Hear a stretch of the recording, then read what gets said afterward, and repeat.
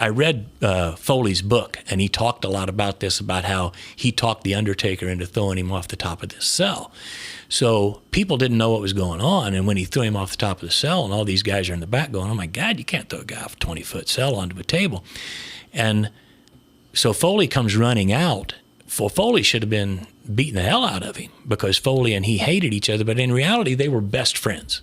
They were best friends. And but to the people, they were arch enemies. Because that's what the show was. And that kept them relevant. So Foley and Funk were both very relevant in the WWE because of their hatred for one another. Right. So now let's go to Congress. And you have two people in Congress who are on opposite sides of the aisle, and they're on opposite sides of an issue. And they can stand there and they can beat their chest and they can yell and scream. And let's say it's you and me. And I say, I'm the only guy that can keep Paul Garcia and his crazy ideas in check. I'm the only guy that can make this work. I will be there to make sure that this guy doesn't take away your rights. And my people will go crazy and they'll go, oh, yeah, that's great, that's great.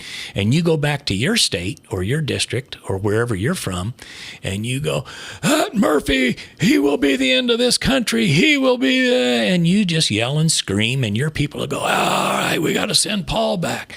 And then as soon as the cameras are over, then I go, hey, Paul, you want to go get something to eat?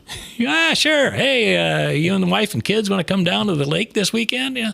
And because you and I make one another relevant by putting on that show. You and I make one another, and without you, then there is no me. Just like without Terry Funk, there was no mankind.